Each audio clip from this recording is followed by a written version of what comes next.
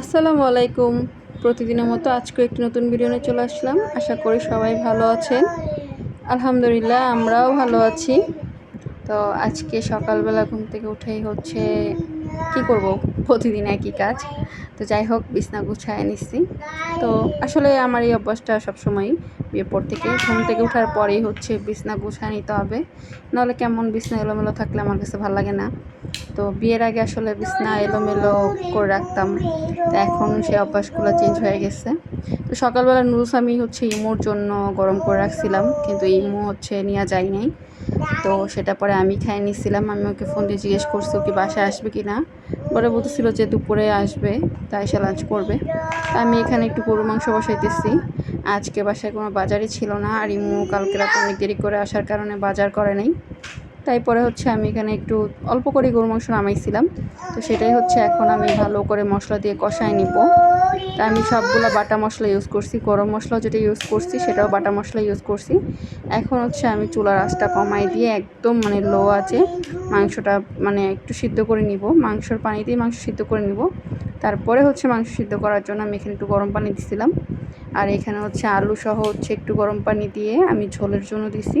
মাংসটা প্রায় হয়ে গেছে। এখন হচ্ছে আমি একটু জিরা গুঁড়া দিয়ে মাংসটা নামাই নিব। আজকে আর কিছুই রান্না করি নাই, শুধু গরু মাংস রান্না করছি। আর ফ্রিজে একটু ডাল ছিল, সেটা নামাই গরম করে নিছি। তো এই যে মাংস আর হচ্ছে ডালটা নিয়ে বসছি।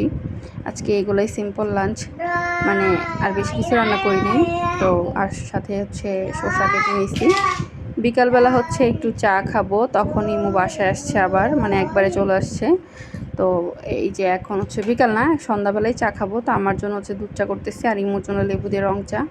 তো ইমু হচ্ছে নাকি যতই দুধ চা খাক ও নাকি রং চা লাগবেই।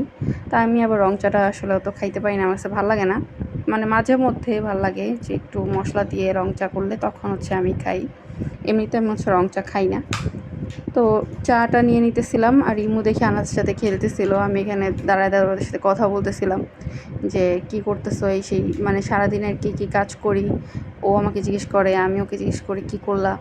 আসলে আমাদের তো গল্প করার কোনো কেউ নাই, তো আমরা দুজনের সাথে গল্প করি। তা আমি এখানে হচ্ছে একটু আটার রুটি বানিয়ে দিতেছিলাম। এটা আটা না, গমের রুটি।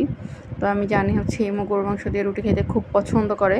তো এই যে রুটিগুলো বানানো শেষ, এখন হচ্ছে আমি সেঁকে দিব। গরম গরমই হচ্ছে ওরে রুটি আর হচ্ছে মাংস দিব। তো এখানের জন্য আমি রুটিগুলো ভালো করে সেঁকে নিতেছিলাম। আর একটু বড় করে রুটি বানাইছি, যেন হচ্ছে 2টা বা 3টা খাইলেই হয়ে যায়। তো পরে হচ্ছে আমি গরম গরমই হচ্ছে ইমুকে দিলাম। তো ইমু খাওয়া শুরু করলো, পরে হচ্ছে আমি যা অ্যাটেন্ড করছি আমার রুটি ভাজা শেষে। তো যাই হোক, আজকের মতো ভিডিওটা এই পর্যন্তই। সবাই ভালো থাকবেন। আল্লাহ হাফেজ।